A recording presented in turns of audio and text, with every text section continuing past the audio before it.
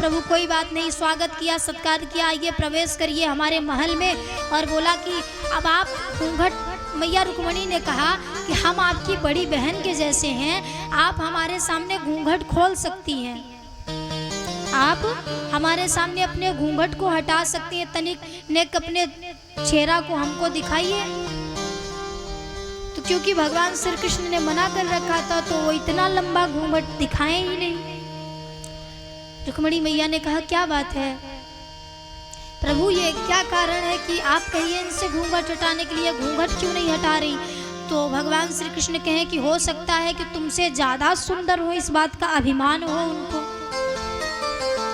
हो सकता है कि इनका स्वरूप आपसे अधिक सुंदर हो, इस बात का अभिमान है, तो अभिमान को तोड़ना पड़ेगा तभी ये घूंघट खोलेंगी। तो प्रभु फिर क्या करूं? बोले देखो, इनके पिताजी ने कहा है कि जब तुमसे सुंदर कोई स्त्री दिखे तभी घूंघट को खोलना, अगर नहीं दिखे तो ऐसे ही बंद किए रहना पूरे जीवन। तो रुक्मिणी मैया ने कहा कि प्रभु जब तक घूंघट खोलेंगी नहीं तब तक पता कैसे चलेगा कि कितनी सुंदर है? बोले जो जब सुंदर देख लेंगी तो अपने आप घूंघट खोल देंगी। तो क्या प्रभु यहाँ हम लोग कोई इतने सुंदर नहीं है? हो सकता है, भगवान श्री कृष्ण ने चढ़ा दिया कि हो सकता है, कितना सुंदर कोई भी ना हो। अच्छा, तो मैया रुक्मिणी, क्योंकि भगवान श्री कृष्ण को उनसे आशीर्वाद ही दिलाना था, तो भगवान श्री कृष्ण रुक्मिणी मैया से कह रहे हैं कि ऐसा करो, कुछ कृपा करो। तो मैया रुक्मिणी भगवान श्री कृष्ण के कहने पर कह रहे हैं कि चाहो तुम्हारी सारी सुंदरता मेरी तरह हो जाए, तुम कितनी भी सुंदर हो तुम मेरी तरह दिखने लगो। और जैसे इतना कहा कि जामवंती का पूरा शरीर, पूरा स्वरूप रुक्मिणी मैया की तरह सुंदर ऐश्वर्यवान हो गया। और तब जामवंती माता ने अपने मुख को खोला, भगवान प्रसन्न हो गए। इधर जब सत्राजीत को ला करके मणि भगवान ने दिया, वापस किया, तो सत्राजीत राजा कहने लगे कि प्रभु हम आपको प्रायश्चित स्वरूप अपनी कन्या देना चाहते हैं।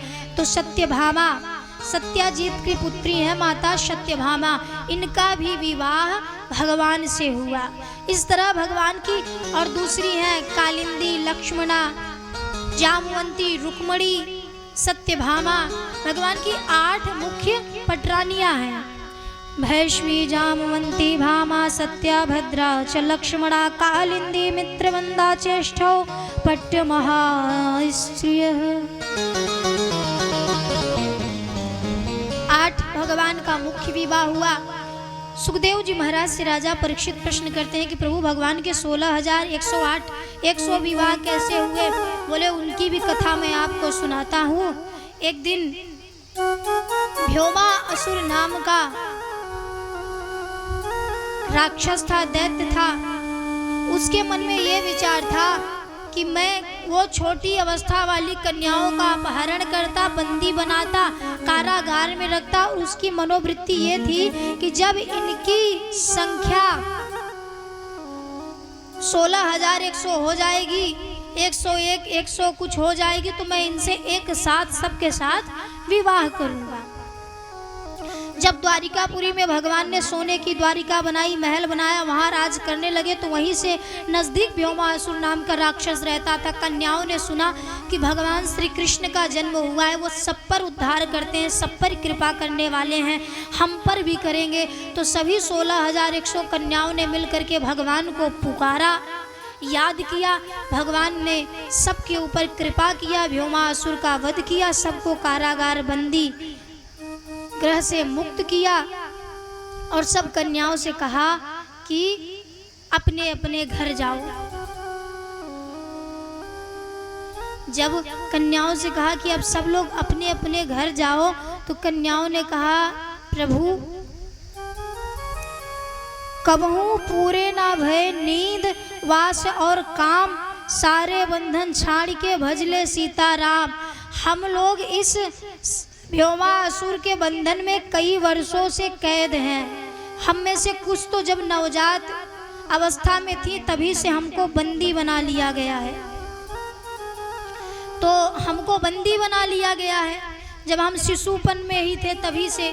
तो आज के समय में कोई किसी की कन्या घर से 1-2 दिन के लिए चली जाए तो उसको समाज अपनाता नहीं है, कलंकित हो जाती है। तो हम तो छोटी अवस्था से ही इस व्योमासुर के बंधन में हैं, तो अगर हम यहाँ से चली भी गई तो ये संसार हमको अपनाएगा नहीं, हम कहाँ जाएंगे।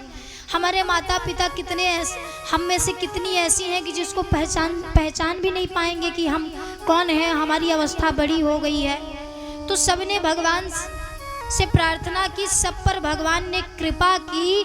इन सभी कन्याओं का उद्धार करने के लिए भगवान एक साथ सब कन्याओं पर कृपा करते हैं, इनसे विवाह करते हैं। अच्छा, द्वारिकापुरी बहुत बड़ी नगरी थी, भगवान वहाँ के द्वारिकाधीश राजा थे।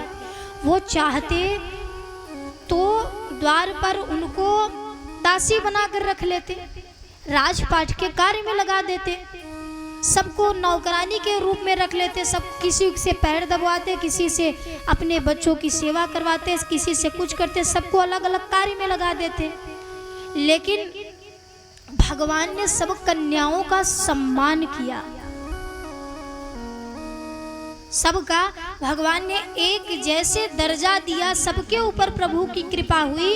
इसका मात्र एक कारण है, देख लीजिए ध्यान से, इस पे गौर डालिएगा कि जो लोग कहते हैं कि भगवान ने अनेकों विवाह किया तो शौक से नहीं किया था, सब पर वो परम ब्रह्म परमात्मा है, उनकी इतनी सामर्थ्य है। 1 से 2 पत्नी पालने की खर्चा उठाने की आपके अंदर सामर्थ्य नहीं है। भगवान ने 16,108 विवाह किए और सब रानियों के 10-10 पुत्र हैं। संख्या गिन लो आप, कितना बड़ा परिवार है। सब रानियों के 10-10 पुत्र हैं और 15-15 पोते हैं भगवान के। भगवान श्री कृष्ण की कभी अवस्था बढ़ती नहीं है, हमेशा 16 वर्ष के रहते हैं। 16-17 वर्ष की आयु में बालक को दाढ़ी आना शुरू हो जाती है, बाल आना शुरू हो जाते हैं। तो भगवान श्री कृष्ण को अपने जीवन में विकार नहीं चाहिए। जब जैसे उनके शरीर में परिवर्तन आने लगता है तो उनकी उम्र घट करके 16 चली जाती है। भगवान श्री कृष्ण 16 वर्ष की आयु से कभी 17-18 वर्ष के नहीं हुए, हमेशा 9 वर्ष के रहे। भगवान ने सबको एक साथ पाला, सब पे कृपा। जो लोग सांसारिक दृष्टि भाव से देखते हैं ना कि अरे उनकी इतनी रानियां थी, तुम्हारे अंदर सामर्थ्य है और सबको एक जैसा ऐश्वर्य प्रदान कर रखा था। नारद जी का संशय हरण, आगे कथा है कि परीक्षित जी महाराज नारद जी के संशय हरण की कथा सुनाते हैं, तो उसमें नारद जी को संशय हो गया कि भगवान कृष्ण क्या भगवान है कि 18,000 16,108 रानियों से विवाह किए, क्या कैसे सबके साथ उपस्थित रहते होंगे, कैसे सबको संभालते होंगे। तो एक दिन नारद जी जब मैया रुक्मणी के कक्ष में पहुँचे तो वहाँ भगवान माता रुक्मणी जी चरण सेवा कर रही थी, भगवान बैठे थे। सत्यभामा जी के कक्ष में पहुँचे तो वहाँ भी नारद जी ने देखा कि ठाकुर जी छोटे छोटे बच्चों के साथ खेल रहे हैं। और जब जामवंती जी के कक्ष में पहुँचे तो वहाँ देखा कि ठाकुर जी सो रहे हैं। एक जगह पहुँचे तो देखे भोजन कर रहे हैं। 16,108 रानियां हैं, जितनी रानियां उतने ठाकुर जी का रूप है। नारद जी का संशय भंग हुआ कि ये तो परम ब्रह्म परमात्मा, इन पे संशय करना बहुत बड़ी मूर्खता है। कन्याओं पर भगवान ने कृपा की, विवाह किया।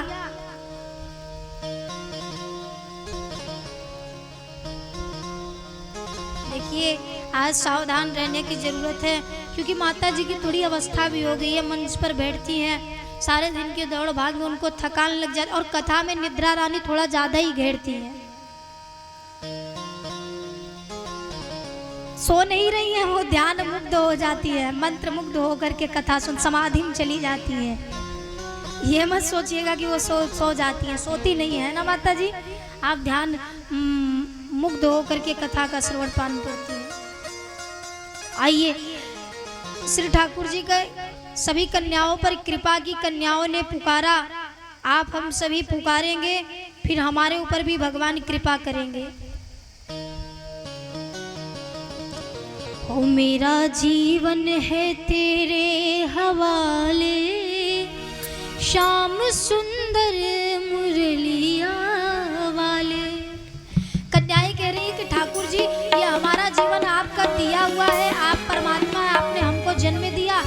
इस राक्षस के कैद में हम थी, अब आगे का जीवन हम चाहती है आपके ऊपर समर्पित रहे। ओ मेरा जीवन है तेरे हवाले, श्याम सुंदर मुरलिया वाले। मेरा जीवन है तेरे हवाले, श्याम सुंदर मुरलिया वाले। श्याम सुंदर मुरलिया वाले, श्याम सुंदर बसुरिया वाले। श्याम सुंदर मुरलिया वाले, श्याम सुंदर ससुरिया वाले। मेरा जीवन है तेरे हवाले, श्याम सुंदर मुरलिया वाले। मेरा जीवन है तेरे हवाले, श्याम सुंदर सांवरिया प्यारे। बिना किसी लाज के शर्म के आज कथा का सप्तम दिवस है। थोड़ी देर में कथा विश्राम हो जाएगी और 7 दिनों में आप भी, हमें तो नहीं लगता आप भी यही चाहते रहोगे कि आज के बाद आपका जीवन भगवान के हवाले हो जाए, भगवान को समर्पित हो जाए, आगे की रक्षा प्रभु करें। क्या उन 16,000 कन्याओं को जरूरत है? आपको नहीं है? सारी लाज मोह माया छोड़ करके आइए, दोनों हाथ उठा के भाव के साथ। श्याम सुंदर मुरलिया वाले, श्याम सुंदर बसुरिया वाले। श्याम सुंदर मुरलिया वाले, श्याम सुंदर सांवरिया प्यारे। मेरा जीवन जय हो। मेरा जीवन है, जय हो। मेरा जीवन है तेरे हवाले, श्याम सुंदर मुरलिया वाले। मेरा जीवन है तेरे हवाले, श्याम सुंदर सांवरिया प्यारे। बड़े भाव से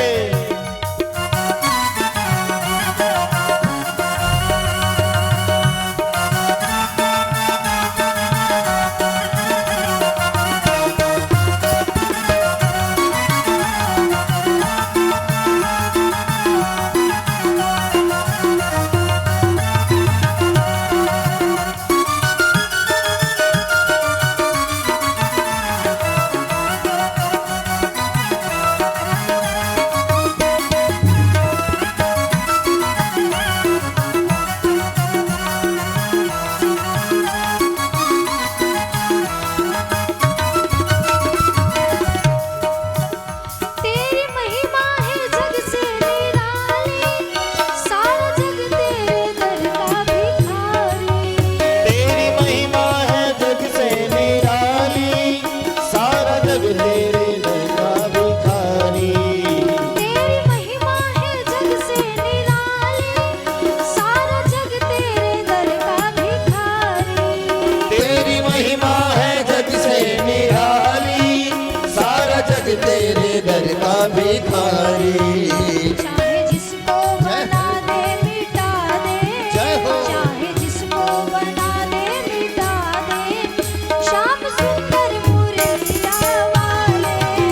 मेरा जीवन है तेरे हवाले, श्याम सुंदर सांवरिया प्यारे। मेरा जीवन है तेरे हवाले, श्याम सुंदर सांवरिया प्यारे। दोनों हाथों को ऊपर करके राधा रानी सरकार की।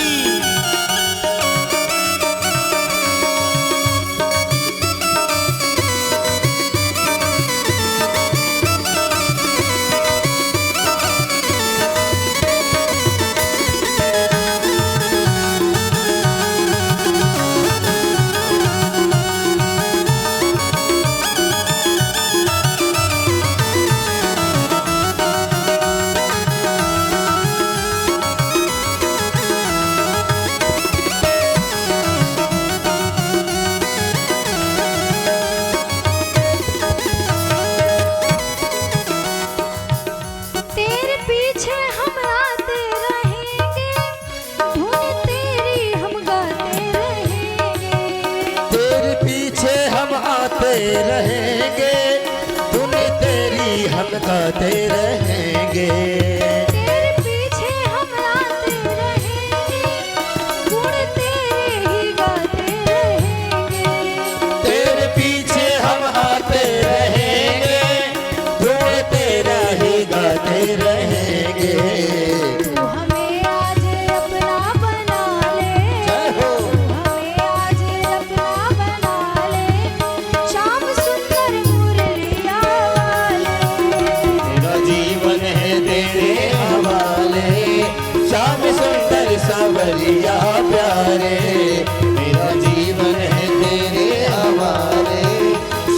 सुंदर सांवरिया प्यारे।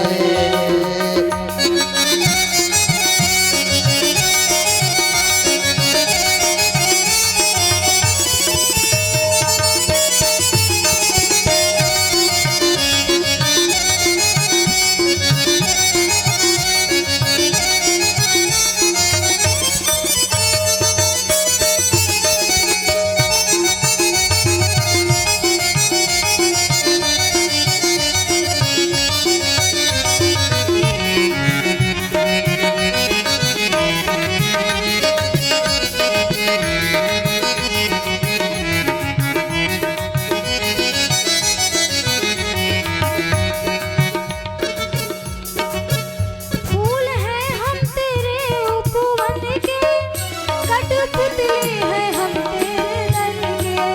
फूल हैं हम तेरे उपवन के, कठपुतली है हम तेरे बन के। भगवान हम तुम्हारे दर की कठपुतली है, तुम जैसे चाहो वैसे न जाओ। फूल हैं हम तेरे उपवन के, कठपुतली है हम तेरे दर के। फूल हैं हम तेरे उपवन के, कठपुतली है हम तेरे बन के। तुम चाहे जिसे न चाले, जय हो। चाहे जिसे भी न चाले, श्याम सुंदर मुरलिया वाले। मेरा जीवन है तेरे हवाले। श्याम सुंदर सांवरिया प्यारे, मेरा जीवन है तेरे हवाले। श्याम सुंदर सांवरिया प्यारे, श्याम सुंदर सांवरिया प्यारे, मन मोहन मुरलिया वाले। ओ श्याम सुंदर सांवरिया प्यारे, मन मोहन मुरलिया वाले। ओ मेरा जीवन है तेरे हवाले। श्याम सुंदर सांवरिया प्यारे, मेरा जीवन है तेरे हवाले। श्याम सुंदर सांवरिया प्यारे, श्याम सुंदर सांवरिया प्यारे, श्याम सुंदर सांवरिया प्यारे, श्याम सुंदर सांवरिया। बोले सांवरे सरकार की जय हो। भगवान ने विवाह लीला को संपन्न किया और फिर जरासंध जब 18वीं बार भगवान पे आक्रमण करता है, भगवान जरासंध का उद्धार करते हैं। कंस महाराज के ये ससुर हैं। और फिर हस्तिनापुर में राजसूय यज्ञ के लिए अग्र पूजा रखी जाती है। भगवान की यहाँ पर एक और लीला होती है कि भगवान की निगरानी में पांडवों ने अग्र पूजा की। यज्ञ के लिए अग्र पूजा का आयोजन रचा। तो सभी वहां पर मिल करके ये विचार परामर्श कर रहे थे कि जो यज्ञ का अग्रज होगा वो कौन होगा। सभी देवता विराजमान थे वहां पर, पितामह भीष्म भी थे। तभी वहां से सहदेव भैया, पांचों पांडवों के जो छोटे भैया खड़े होकर के और खड़े होकर के उन्होंने कहा कि हमारे ख्याल से योगेश्वर आदि भगवान श्री कृष्ण ही अग्रज पूजा के अधिकारी हैं, इसीलिए हम वो सर्वगुण संपन्न है, हमें लगता है वो भगवान स्वयं परम ब्रह्म है, इसलिए अग्रज पूजा का अधिकारी उनको ही बनाया जाए। किसको? भगवान श्री कृष्ण को। लेकिन उसी सभा में शिशुपाल महाराज बैठे थे, ये बात उनको नेक भी अच्छी नहीं लगी। उनको ये बात अच्छी नहीं लगी। खड़ा हो गया शिशुपाल और कहा कि काहे का अग्रज, जब से जन्म लिया चोरी करता आया, पहले माखन मिश्री की चोरी करता था और अब जिससे मेरा विवाह होने वाला है उससे चोरी करना, नीच पापी दुष्ट सब कुछ कह करके भगवान को पुकारने लगा। तो भगवान ने कहा, शिशुपाल तुम्हारी गिनती गिनी जा रही है, ध्यान रखना, खूब गाली दो, जो मन में आए वो कहना शिशुपाल, लेकिन ये ध्यान में रहे कि तुम्हारी गाली की गणना हो रही है, इसकी संख्या जब 100 हो जाएगी तो मैं तुम्हारा उद्धार कर दूंगा। कंस जब पैदा हुआ था, शिशुपाल जब पैदा हुआ था तो उसकी 4 भुजाएं थी, उसके 4 हाथ थे, 4 पैर थे। शिशुपाल की माता भगवान श्री कृष्ण की बुआ है।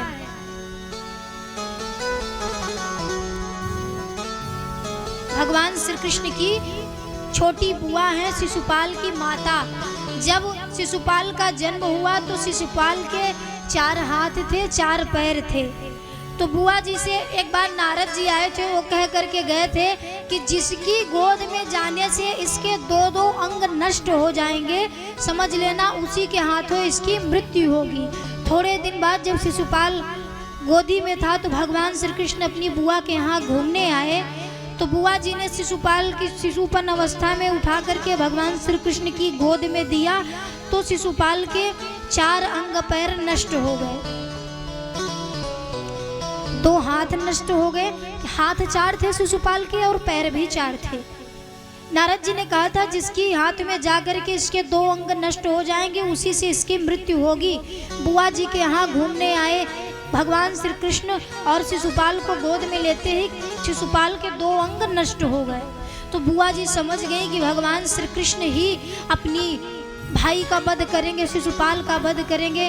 तो बुआ जी ने भगवान श्री कृष्ण से वचन मांगा था कि आप हमको वचन दो कि आप इसकी भूल को क्षमा करोगे, आप ऐसा नहीं करोगे। तो भगवान श्री कृष्ण ने कहा था कि बुआ जी पूरी गारंटी नहीं ले सकते हैं, लेकिन हाँ 1-2 नहीं, मैं इसके 100 अपराध क्षमा करूंगा, 100 अपराध क्षमा करूंगा इसके।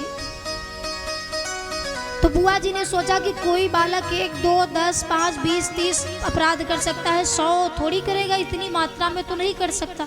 तो बुआ जी ने हामी भर दी थी।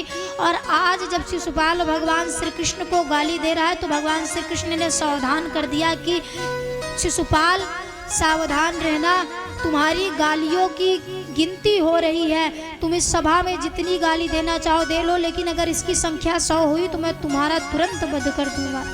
ये सुनकर के शिशुपाल और खींच गया, कहने लगा बोला मानी चल अज्ञानी, ज्यों ज्यादा पानी चढ़ा नहीं, ना चाहे अभी गोपियों में वीरों से पाला पड़ा नहीं। बोला मानी चल अज्ञानी, यूं ज्यादा पानी चढ़ा नहीं, ना चाहे अभी गोपियों में वीरों से पाला पड़ा नहीं। यह वेद शास्त्र का ज्ञाता है और वेद स्वरूप कहाता है, यह नीच जहाँ पर जाता है यह वहाँ ही झगड़ा कराता है। शिशुपाल गाली दे रहा है कि अभी तक बहुत गोपियों के बीच में नाचे हो, तुम जहाँ जाते हो वहाँ झगड़ा कराते हो, तुम हमारा विवाह, अच्छा देखो किसी की पत्नी का हरण अगर कोई ले जाए तो व्यक्ति उससे ज़्यादा क्रोधित होता है। किसी के बालक का विवाह होने वाला रहे और किसी की वजह से उसका विवाह टूट जाए तो उससे जिंदगी भर बात नहीं कर सकता। तो शिशुपाल कह रहा है मेरा विवाह रुक्मिणी से होने वाला था, ये जहाँ भी जाता है वहीं झगड़ा कराता है। भगवान श्री कृष्ण जैसे शिशुपाल का गालियों की संख्या बढ़ी, 100 हुई, तुरंत सुदर्शन चक्र हाथ से प्रकट हुआ और शिशुपाल की तुरंत धड़ को सर से अलग कर दिया। शीश उतारा चक्र से धरनी गिरा शिशुपाल, ज्योति समाई कृष्ण में गगन गई तत्काल। ये जय विजय जो भगवान के द्वारपाल थे, ऋषियों के श्राप से भगवान के बैरी बने थे, कुंभकर्ण और रावण के रूप में आए, और इधर दंत्रवक्र और शिशुपाल के रूप में आए, और हिरण्याकश्यप हिरण्याक्ष के रूप में आए, और फिर भगवान ने इनका उद्धार किया। आज शिशुपाल जय विजय का अंतिम अवतार था, सबका उद्धार करके भगवान ने किया। एक प्रकाश पुंज निकला, कंस के शरीर से एक ज्योति, शिशुपाल के शरीर से एक ज्योति निकली जो भगवान श्री कृष्ण में जा करके समाहित हो गई। और फिर श्री सुखदेव जी महाराज राजा परीक्षित को कथा श्रवण पान करा रहे थे, तो उसी में भगवान को दीन बंधु कह करके एक दिन परीक्षित जी महाराज ने कथा सुनाई थी, सुखदेव जी महाराज ने राजा परीक्षित को कथा सुनाई थी। तो आज परीक्षित जी महाराज प्रश्न कह रहे हैं कि प्रभु, एक दिन आपने भगवान को दीन बंधु कहा था, तो क्या कोई दीन भी भगवान का मित्र रहा है, भगवान का बंधु सखा रहा है? भगवान ने किस दीन पर कृपा की, जरा हमको इस कथा को विस्तार से बताइए। तभी श्री सुखदेव जी महाराज राजा परीक्षित को श्री सुदामा जी महाराज की कथा का श्रवण पान कराते हैं कि भगवान के संदीपनी गुरु के आश्रम में इनकी मुलाकात हुई थी। सुदामा नाम के ब्राह्मण हैं, जो कि कर्मकांडी ब्राह्मण हैं। हे राजन, कोई मित्र ब्राह्मण थे जो ब्रह्मवेत्ता थे, विषयों से विरक्त थे, जितेंद्रिय थे, जिन्होंने अपनी इंद्रियों को बस में करके रखा था, प्रसन्न चित्त रहने वाले थे।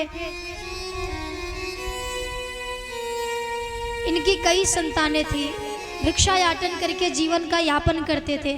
लेकिन इनकी महाराज स्थिति ऐसी थी कि किसी दिन कुछ मिल जाता तो मिल जाता, नहीं मिलता तो उसी में गुजारा करते। बच्चे रो करके, भूखे बिलख करके सो जाते, रो रो करके सो जाते थे। भोजन के लिए बच्चे तड़पते थे। एक दिन इनकी पत्नी है सुशीला, सुदामा जी महाराज की पत्नी है सुशीला। सुशीला जी से के कहने पर, भगवान आपके मित्र हैं, आपको उनके दरवाजे पर जाना चाहिए। सब पर कृपा करने वाले द्वारिकाधीश क्या आप पर कृपा नहीं करेंगे? तमुपैहि महाभाग गदाशुधांच परायणम तस्यादि द्रविड़म भूरि सीदते कुटुंबिने। हे पतिदेव, संतों के परम भक्त श्री कृष्ण के यहाँ आप चले जाइए। आप उनके पास द्रव्याभाव उत्पन्न, अपने कष्ट को उत्पन्न करिएगा, वो आपको कुछ देंगे तो उससे आपके परिवार का निर्वाहन हो जाएगा, उससे आपकी जीविका अच्छे से चलने लगेगी। तो सुदामा जी क्योंकि संतोषी ब्राह्मण थे, उन्होंने कहा कि देवी, जो ब्राह्मण का कार्य होता है, अध्यापन मध्येनम व्रजम यजनम याजनम तथा दानम प्रतिग्रहणश्चैव ब्राह्मणानां च कलायत।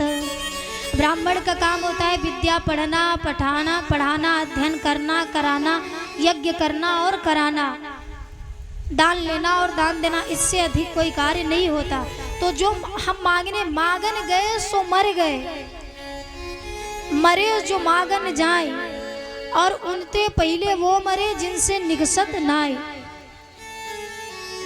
तो किसी के यहाँ देवी मांगने नहीं जाना चाहिए, मांगने से अपना प्रारब्ध घटता है। मुझे याद है जब विश्वामित्र जी, जो कि दशरथ जी के कुल गुरु थे,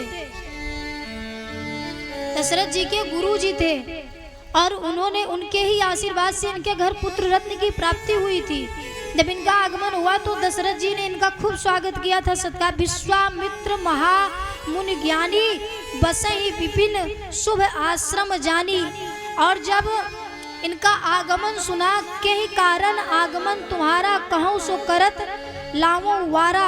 आप बताइए कि किस कारण से यहाँ पधारे। और जैसे इनका कारण सुना कि दशरथ जी का भी मन खिन्न हो गया था कि चौथे पन पायो सुतचारी, विप्र वचन नहीं कहो विचारी।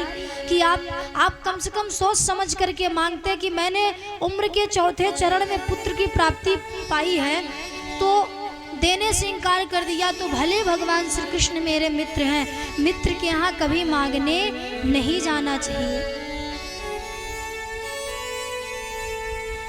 भगवान के यहाँ अगर मांगने जाना हो तो उनसे उनकी भक्ति मांगना चाहिए, ऐश्वर्य वैभव। अच्छा, भगवान को जितना सरल है ऐश्वर्य देना, वैभव देना, धन देना, संपदा देना, उससे लाख गुना ज़्यादा कठिन है अपनी भक्ति प्रदान करना। और उनका देना, आपका लेना, दोनों बड़ा कठिन है। आप भगवान से केवल उनकी भक्ति नहीं मांगते हो, मांगते क्या हो? नौकरी मांगोगे, है ना। जितने भी यहाँ बैठे हैं जो विवाह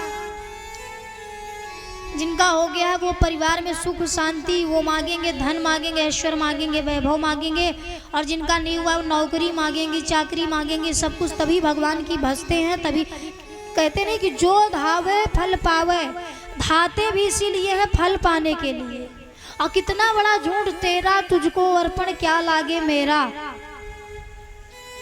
और जब मंदिर के बाहर आते हैं चप्पल नहीं है, मेरा चप्पल नहीं मिल रहा है।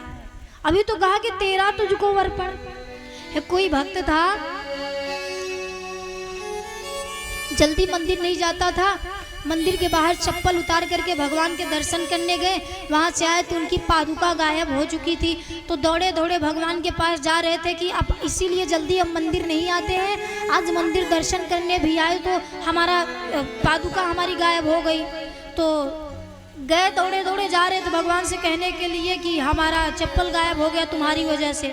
अच्छा, कुछ कहे नहीं, चुप शांत लौट आए। तो उनके साथ में जो सज्जन थे उन्होंने कहा कि आप तो गए थे भगवान से शिकायत करने की आपका स्लीपर, आपका चप्पल नहीं मिल रहा है, तो फिर कहाँ गया, कहा क्यों नहीं आपने? तो कहा हम गए थे कि हमारा चप्पल नहीं मिल रहा है। मंदिर में जब भगवान के चरणों पर हमारा ध्यान गया तो उन्होंने दिखा दिया कि हम खुद ही बिना चप्पल के खड़े हैं, तो तुम्हारा क्या जाने। हमारे पास खुद ही नहीं है तो हम क्या तुम्हारा ठेका लेके बैठे हैं। झूठ बड़ा बोलते हैं कि नहीं सब कुछ भगवान का ही है। बार बार बच्चों की दशा को देखते हुए सुशीला जी के बार बार कहने पर सुदामा जी द्वारिकापुरी भगवान श्री कृष्ण से मिलने जाते हैं। देखो मित्र के यहाँ कहा गया ना कि आय गई आदर गयो नैनन गयो स्नेह, ये तीनों तबही गए जब कहा कुछ दे। गुरु वैद्य और ज्योतिषी देव मित्र बड़राज, इन्हीं भेंट बिन जाइयो हुई है पूरन काज। इनके यहाँ कभी बिना भेंट लेकर के नहीं जाना चाहिए। गुरु के यहाँ, अपने मित्र के यहाँ, अपनी पुत्री के यहाँ और भगवान के यहाँ कभी बिना भेंट के नहीं जाना चाहिए। जो है, जो भी भगवान ने दिया है, कुछ न कुछ ले करके उनके यहाँ जाओ। तो वह जाने के लिए तैयार तो हुए लेकिन कुछ नहीं था, मित्र के पास क्या लेकर के जाऊं। तो सुशीला जी दौड़ी दौड़ी गई पड़ोस से, थोड़ा 2-3 मुट्ठी चावल था और कुछ नहीं, थोड़ा पोटली बनाई, तंदुल उस चावल को बांध करके दिया कि ले जाना, जब मिलना तो दे देना। बार बार सुशीला जी के कहने पर कृष्ण के यहाँ जाते हैं।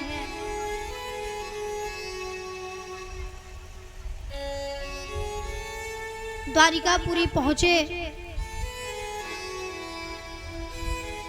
द्वारपालों ने परिचय पूछा तो बताया। अच्छा, कहीं कहीं विशेष लोग बताते हैं कथा प्रसंग में कि द्वारपालों ने रोक दिया, अंदर नहीं जाने दिया। द्वारपालों ने, देखो ये बात नहीं, ये प्रसंग भी नहीं, ये गलत है। द्वारिकाधीश जिसके राजा हो, द्वारिकाधीश के महल में रहने वाली मक्खी भी जानती है कि हमको कहाँ बैठना है, कहाँ भी नहीं बैठना है।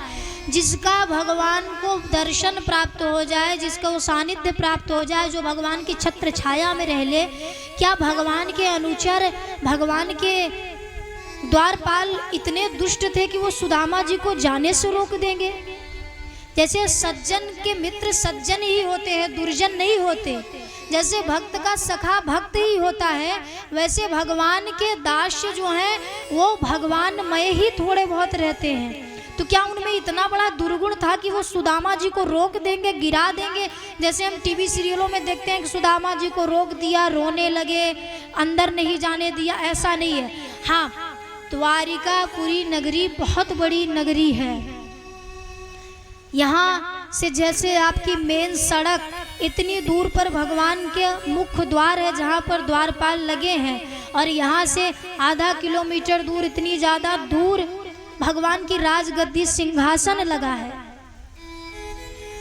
वहाँ से जब द्वारपालों ने पूछा कि भैया आप कौन, तो जैसे कहा कि मैं, क्या भगवान अपने मित्र की चर्चा कभी द्वारिका में नहीं किए होंगे? करते थे।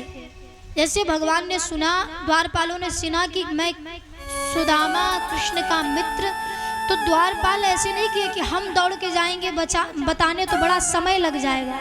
द्वारपाल वहीं खड़े रहे, एक दूसरे से कहते कहते कहते, और जैसे राज में हल्ला ही हो रहा था कि भगवान के कोई मित्र भगवान से मिलने आए हैं, कि भगवान श्री कृष्ण ने जैसे ये सुना कि कौन आया है, सुदामा, तो शीश पगा, जैसे तुरंत उठे, अपने सिंहासन को छोड़ करके धाये सिंहासन से, ऐसे कि जैसे चांद को देख के कोई चकोर भागता है।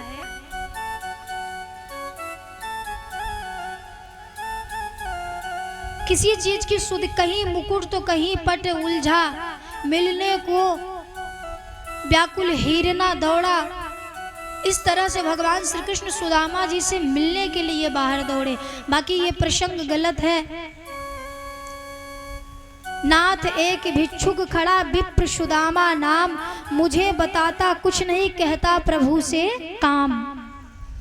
कि एक सुदामा नाम के विप्र ब्राह्मण बाहर खड़े हैं, हमको कुछ नहीं बताया, कहा हमको भगवान से। भगवान इतना सुन करके राजमहल से बाहर दौड़े दौड़े आए, ले करके गए।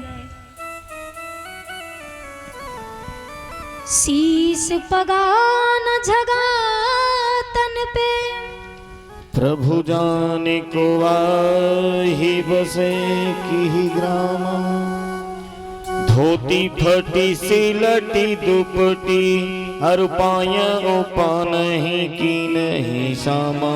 द्वारे खड़ो द्विज दुर्बल देखी, द्वारे खड़ो द्विज दुर्बल देखी, रहो चकी सोब सुधाय भी रामा। पूछत दीन दयाल को नाम, बतावत आपनो सुदामा, बतावत आपनो नाम सुदामा। शीश पगान झगा तन पर, प्रभु जाने के आई बसे एहि गामा। धोती फटी सी लटी दुपटी, तन पाई उपावन की नहीं शामा। द्वार खड़ा दुज दुर्बल एक, रहे चकिशो वसुधा विरामा। पूछत दीन दयाल को नाम, बतावत आपन नाम सुदामा। इतना प्रभु ने सुना कि तुरंत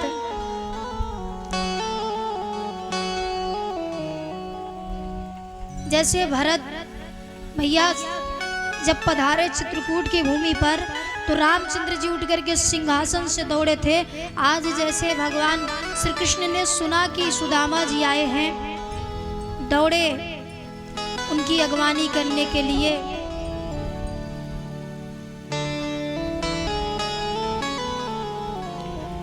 ले गए महल में, खूब स्वागत किया, सत्कार किया, चरणों को धुलाया, बैठाया।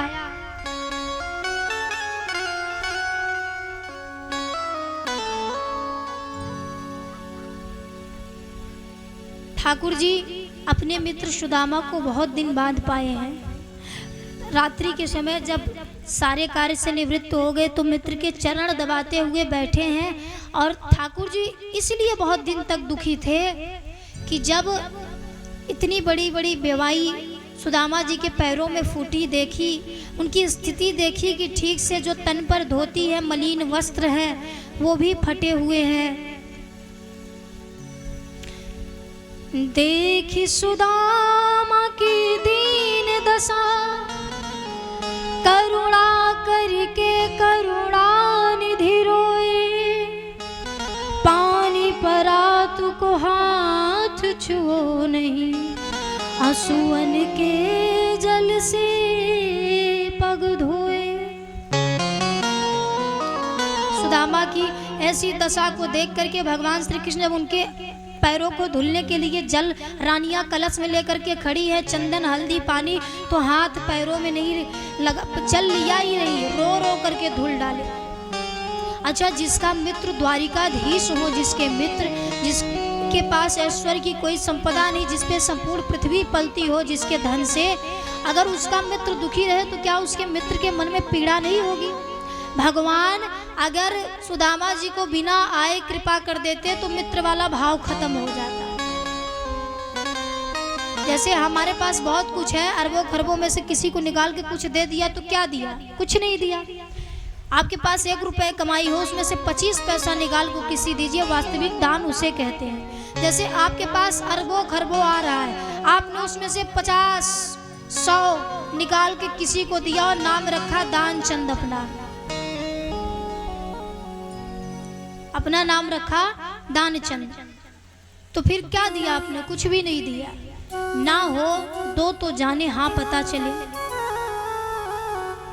सामर्थ्यवान व्यक्ति दे तो इतनी बड़ाई नहीं होती, जिसके पास सामर्थ्य ना रहे वो दे तो ज्यादा वाहवाही होती है। तो भगवान श्री कृष्ण ने सुदामा जी पे अभी तक प्रश्न आता है, कृपा क्यों नहीं की थी? इसलिए कि हमारा जो मैत्रेयी भाव हो वो खत्म ना हो, हमारा जो सखत भाव। सुदामा जी बड़े संतोषी ब्राह्मण हैं, उनको संतोष, अच्छा सुदामा जी संतोषी हैं, तो दरिद्र किसको कहा गया? दरिद्र सुशीला जी को इसलिए कहा गया कि माताएं दरिद्र, माताओं को इसलिए माता सुशीला को कहा गया क्योंकि उनके पास पुत्र भी हैं और पुत्रों के लिए उनके मन में कामना थी, और जो कामनावान व्यक्ति होता है उसको दरिद्र ही कहा, जिसके मन की इच्छा की पूर्ति, और जिसके बालक भूखे सोए, क्या उसकी पूर्ति हो सकती है? नहीं हो सकती। इसीलिए यहाँ दरिद्रा शब्द सुशीला जी के लिए कहा गया था। सुदामा जी तो संतोषी थे, उन जैसे पुरुषों का कार्य होता है, संतान उत्पन्न हुई, भजनानंदी हो गए, भजन हो गए, उससे कोई नहीं। लेकिन माताएं तो ऐसा नहीं कर सकती ना, उनको तो चाहे जहाँ से लाए पुत्र को, उनके मन में कितना भी रहे, लेकिन वो तो ये चाहती है मेरा भी बालक अच्छा खाए, अच्छा पहने। पूर्ति जिसकी रह गई उसी को, जिसकी पूर्ति नहीं उसी को दरिद्र कहते। तो जब तक इनके बच्चे भोजन से तृप्त नहीं होंगे, कहाँ से पूर्ति होगी? रात्रि के समय बैठाया और सुदामा जी से पूछ रहे हैं कि क्या भाभी जी ने हमारे लिए भी कुछ भेजा है?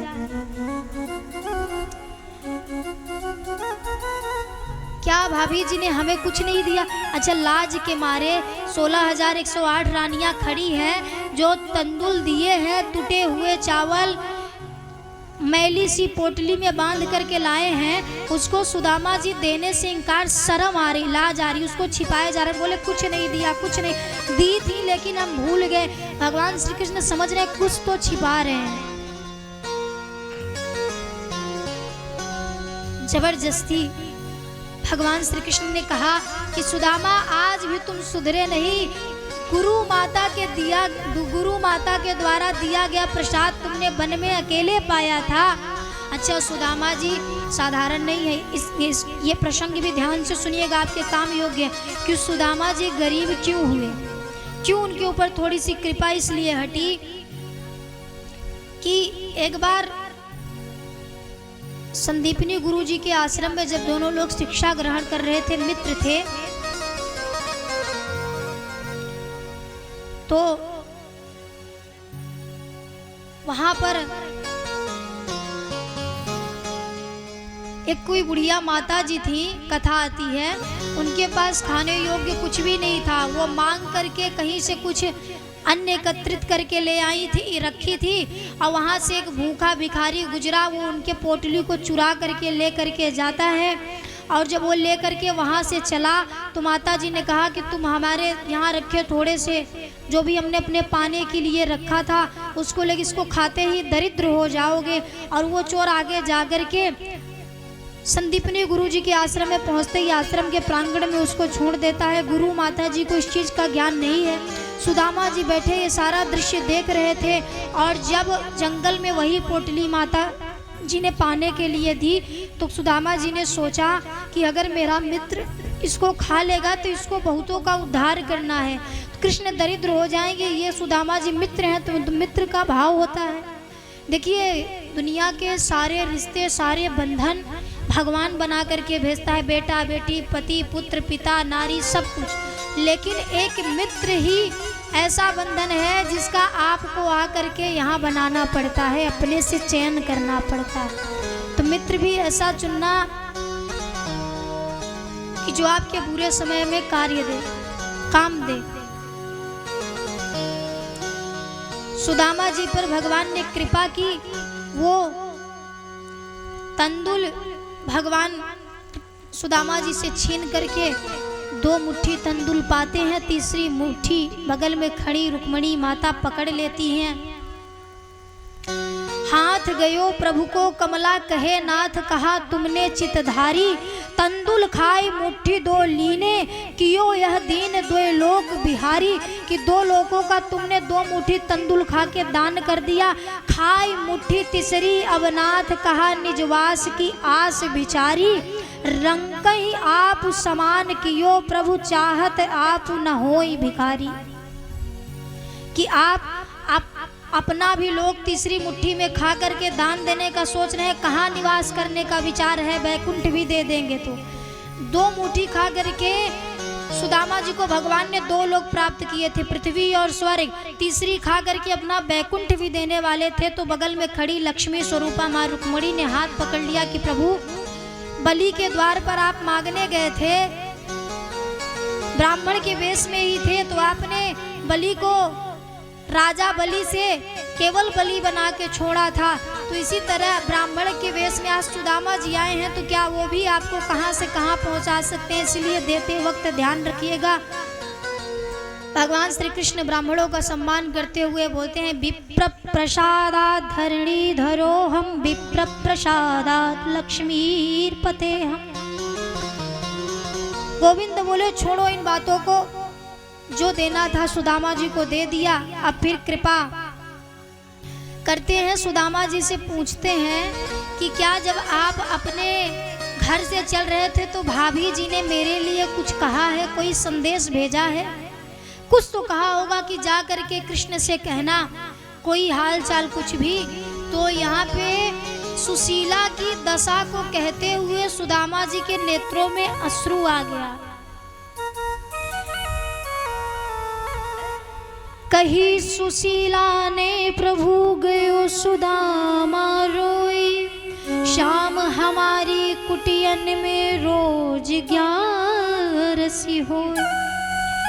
सुदामा जी सुशीला का हाल कहते हुए रो दिए कि जा करके कृष्ण से कह देना कि हे कृष्ण, कही सुशीला की दशा गए सुदामा रोए, कि कृष्ण मेरे कुटियन में रोज एकादशी होए।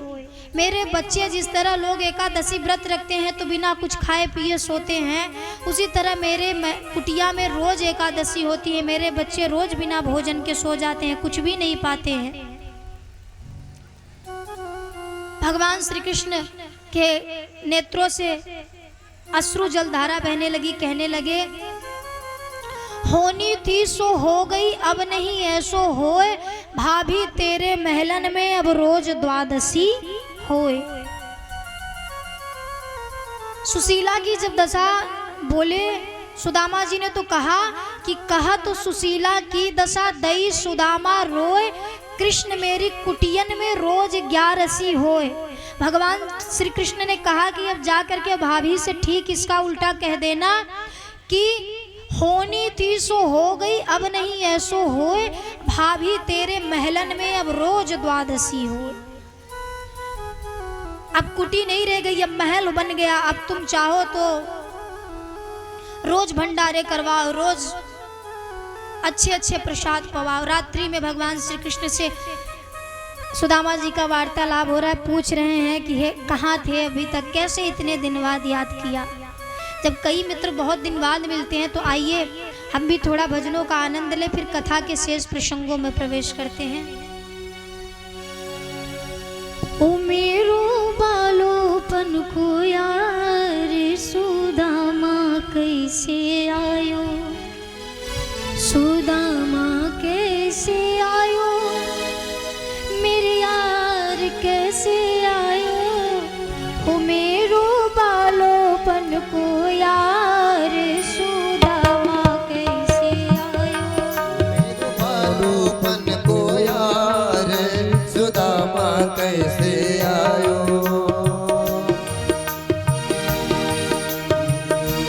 मेरो बालोपन को यार सुदामा कैसे आयो, मेरे बालापन को यार सुदामा कैसे आयो।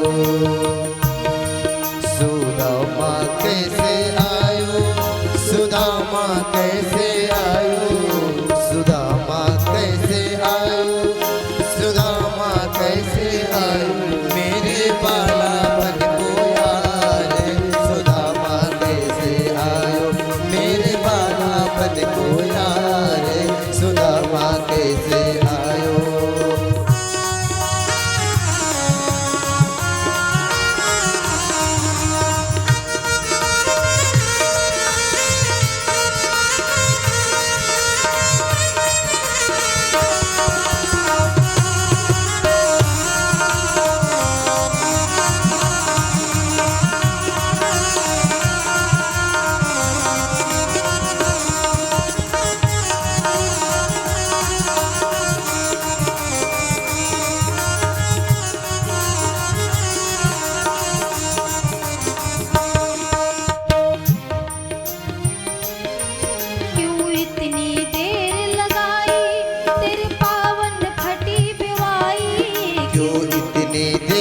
लगाए तेरे पामन फटी बेमाई। क्यों इतनी देर लगाई तेरे पावन फटी दवाई। क्यों इतनी देर लगाए तेरे पामन फटे बेमाई। कुछ तो मुख से बचने उचारे सुदामा कैसे आयो। कुछ तो मुख से वचन उचारे सुदामा कैसे आयो। मेरो बालोपन को यारे सुदामा कैसे आयो। मेरे बालापन को यार सुदामा कैसे आयो।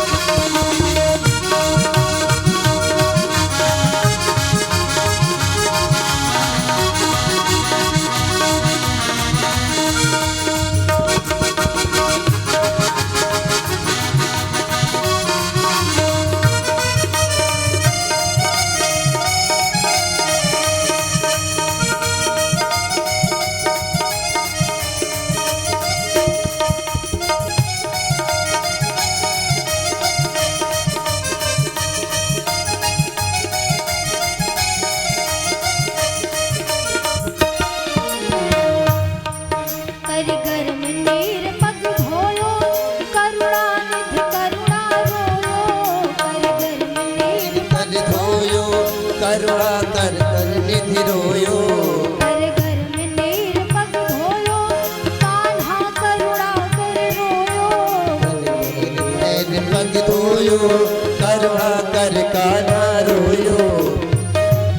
उनके रंग बहे जलधारे सुदामा कैसे आए। उनकी गंगन गंगा धारे सुदामा कैसे आयो। उनके रंग बहे जलधारे सुदामा कैसे आयो। उनके गंगे बहे जलधारे सुदामा कैसे आयो।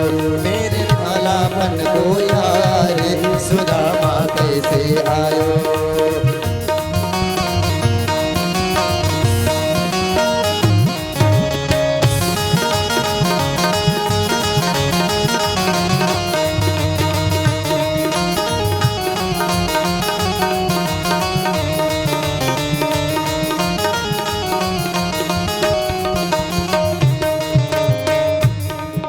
रुक्मणी ले आई जलवा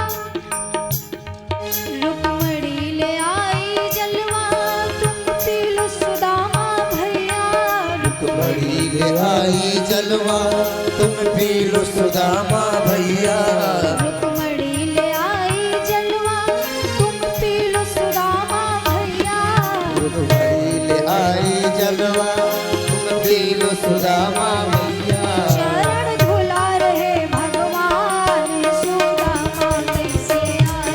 मेरे बालापन को यार सुदामा कैसे आयो। मेरो बालापन को यार सुदामा कैसे आए। मेरे बालापन को यार सुदामा कैसे आयो।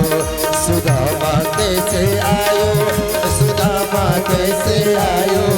सुदामा कैसे आयो। सुदामा कैसे आयो। मेरे बालापन को यार सुदामा कैसे आयो। मेरे बालापन को यार सुदामा कैसे आयो।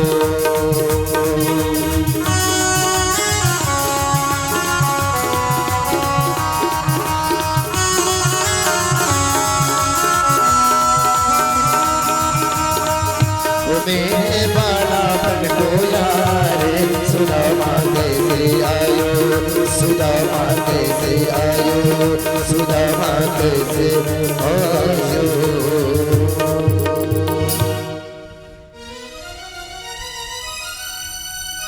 भगवान ने सुदामा जी पर कृपा की और फिर श्री सुखदेव जी महाराज राजा परीक्षित को कथा सुनाते हैं यदुवंशियों को ब्राह्मणों का श्राप लगा। एक बार यदुवंशी ऋषियों का अपमान कर दिए थे तो ऋषियों ने श्राप दिया था कि समय आने पर तुम्हारा यदुवंश नष्ट हो जाएगा। कुछ यदुवंशी हुआ भी ऐसे कि मदिरा पान करके आपस में लड़ रहे थे और ब्राह्मणों के श्राप से यदुवंश का नष्ट हुआ और शराब पीते पीते उन्होंने आपस में ही घनघोर युद्ध किया, इतना लड़ाई की कि सब आपस में ही। देखिए यहाँ भी विशेष ध्यान देने योग्य बात है कि जहाँ नशा होता है वहाँ नाश होना तय है। जहाँ नशा होता है वहाँ नाश तय है। नशा करना है तो हरि नाम का करिए। नशा करना ही है तो भगवान के नाम की करिए। नशा करना है तो प्रभु के भजन का, जैसे भोले बाबा करते हैं राम नाम का नशा, हनुमान जी करते हैं नशा। ऐसा करो कि एक बार जो चढ़ जाए तो फिर उतरे ही नहीं।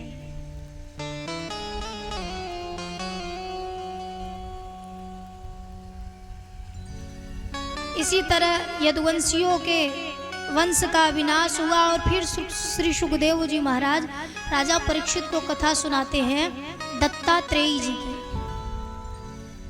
दत्तात्रेय जी का चरित्र आप लोगों ने श्रवण पान किया होगा कि जिन्होंने अपने जीवन में 24 गुरु बनाए।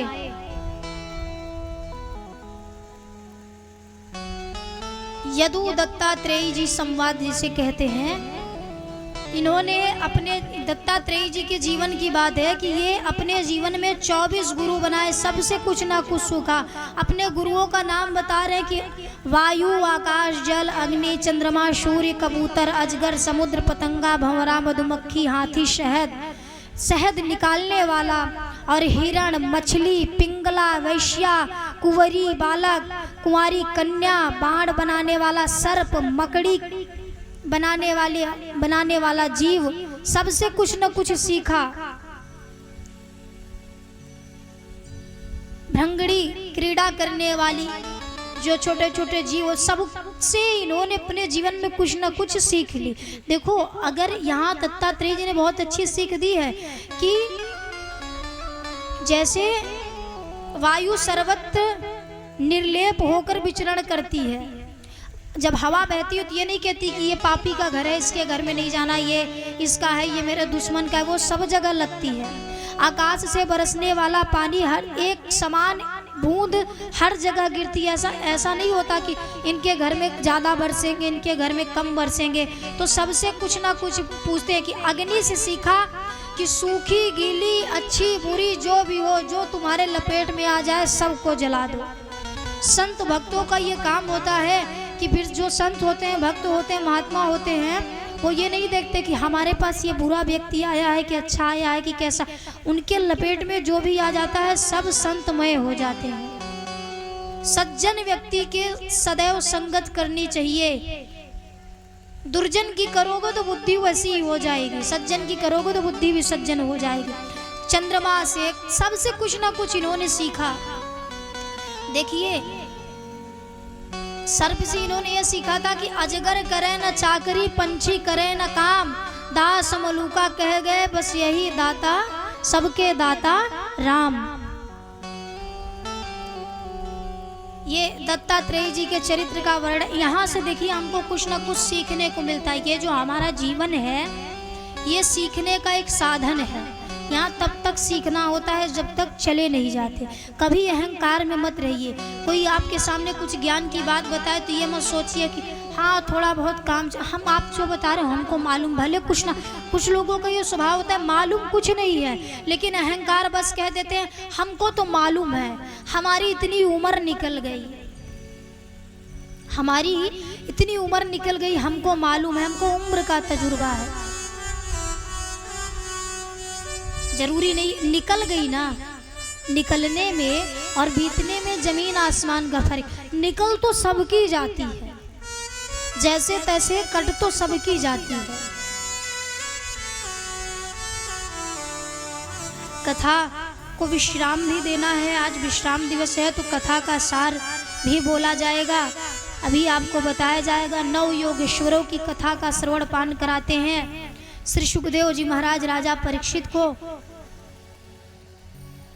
देखिए, कथा विश्राम से पहले एक अंतिम बात हम बार बार आपसे यही कहेंगे कि अब थोड़ी भीड़ और बढ़ गई है।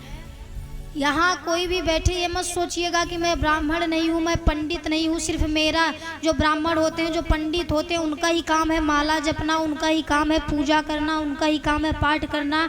सर्वप्रथम वर्ण जाति भेदभाव ये सब आप छोड़ करके आप भगवान के अनुचर हो, भगवान के भक्त हो। सबके मस्तक पर जो भगवान के भक्त हैं तिलक कंठी धारण करना चाहिए और सबको भगवान के नाम का संकीर्तन करना चाहिए, भगवान के नाम का जाप करना है, जाप करना चाहिए। आज हम आपको एक बहुत सुंदर भाव बताते हैं कि ये जो हमारा तन है इसके कभी अभिमान में मत रहिएगा। आज लास्ट है इसलिए आपको ये हम बता दे रहे हैं, सुनिएगा, बहुत एक एक शब्द पे गौर करिएगा। सांसारिक वस्तु के माध्यम से बताएंगे। ये जीवन की गाड़ी चली जा रही है, उतरने की मंजिल करीब आ रही है। ध्यान दीजिएगा, हर एक लाइन पे गौर करिएगा। ये जीवन की गाड़ी चली जा रही है, उतरने की मंजिल करीब आ रही है। ये जीवन की गाड़ी चली जा रही है, उतरने की मंजिल करीब आ रही है। ये जीवन की गाड़ी चली जा रही है, उतरने की मंजिल करीब आ रही है।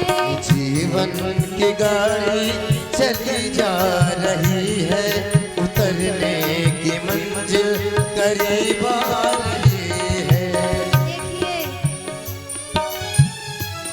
ये जो जीवन की गाड़ी है ये है क्या?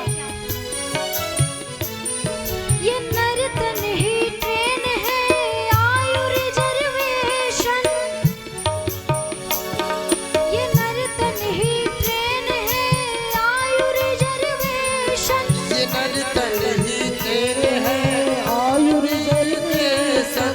अहंकार सीट और डिब्बा ही है मन। अहंकार सीट है और डिब्बा ही है मन। अहंकार सीट और डिब्बा ही है मन।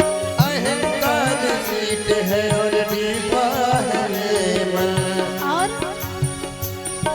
ये तेजी से रफ्तार चली जा रही है, ये तेजी से रफ्तार चली जा रही है, उतरने की मंजिल करीब आ रही है। जीवन की गाड़ी चली जा रही है, उसमें मंजिल करीब आ रही है। जीवन की गाड़ी चली जा रही है, उतरने की मंजिल करीब आ रही है।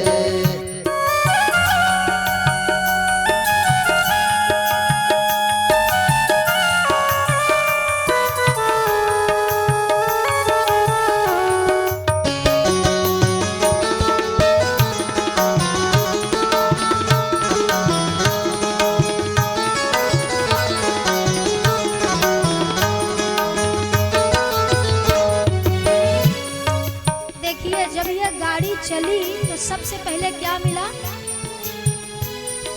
सबसे पहले देखा था बचपन का स्टेशन। सबसे पहले देखा था बचपन का स्टेशन। सबसे पहले देखा था बचपन का स्टेशन। सबसे पहले देखा था बचपन का स्टेशन। मिला बाद में फिर जवानी का जंक्शन।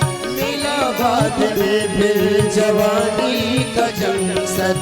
मिला बाद में फिर जवानी का जंक्शन। हाँ, मिला बाद में फिर जवानी का जंक्शन। लेकिन अब आगे क्या होगा?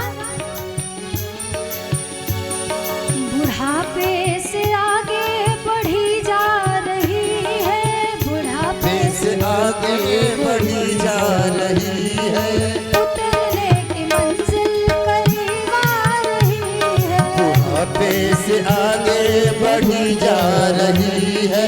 उतरने की मंजिल करीब आ रही है, जीवन की गाड़ी चली जा रही है, उतरने की मंजिल करीब आ रही है।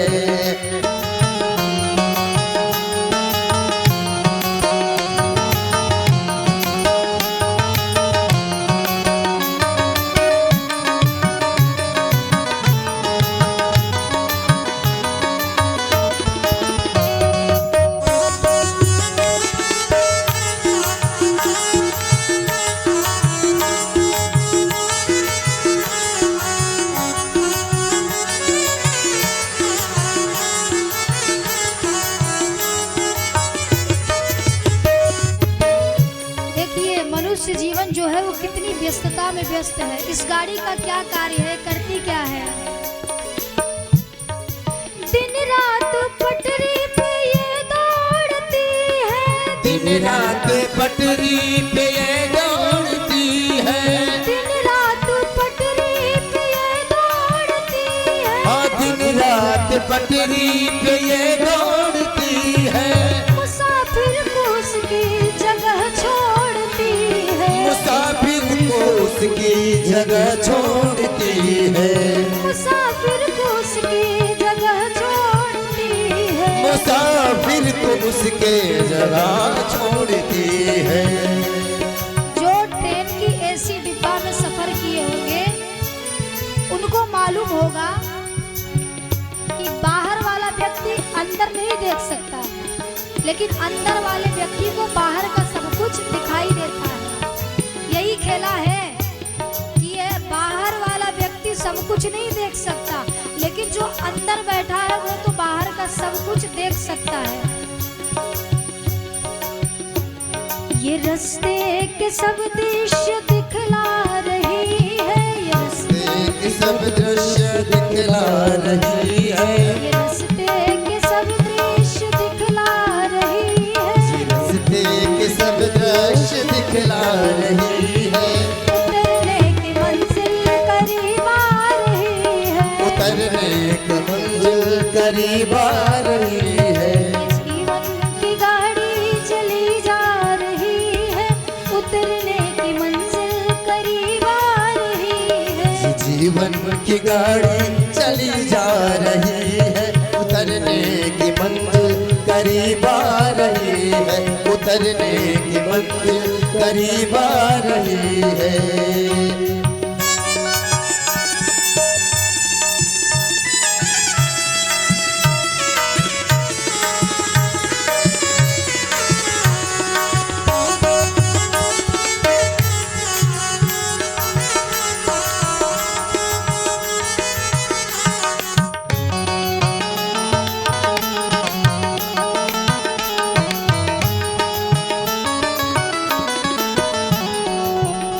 देखिए लास्ट में क्या होता है, कहाँ ले जाके खड़ी करती है। छूटे गए अपने परायों का मेला, छूटेगा अपने परायों का मेला, छूटे गए अपने परायों का मेला, छूटेगा अपने परायों का मेला, सबको यहाँ पर उतरना अकेला, सबको यहाँ पर उतरना अकेला, सबको यहाँ पर उतरना अकेला, और सबको उतरना यहाँ पे अकेला। और यही सोच सोच करके क्या है पता है, तबीयत बहुत यार घबरा रही है, तबीयत बहुत यार घबरा रही है, तबीयत बहुत यार घबरा रही है, तबीयत बहुत यार घबरा रही है, उतरने की मंजिल करीब आ रही है, उतरने की मंजिल करीब आ रही है, ये जीवन की गाड़ी चली जा रही है, उतरने की मंजिल करीब आ रही है, जीवन की गाड़ी चली जा रही है, उतरने की मंजिल करीब आ रही है, उतरने की मंजिल करीब आ गई है।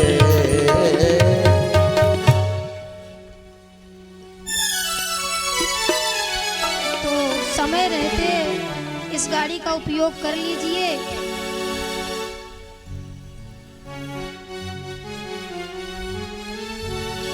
नहीं तो फिर पछताने के सिवा कुछ नहीं रह जाएगा। अब श्री सुखदेव जी राजा परीक्षित को अंतिम उपदेश देते हैं, जो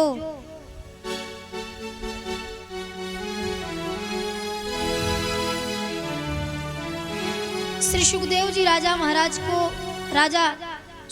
परीक्षित महाराज को अंतिम उपदेश में बताते हैं, तुम राजनम मरिष्यति पशु बुद्धिमिमां जहि ना जात भागभूतोऽद्य देह त्वं न नाश्यसि।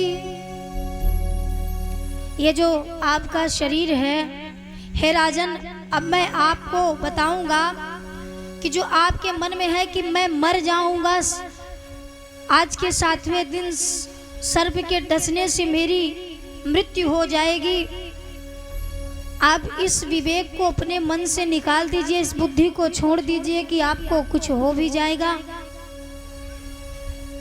क्योंकि जैसे ये शरीर है, ये अदला बदली घर का डेरा है। आज यहाँ तो कल यहाँ, कल कहीं और तो कल कहीं और।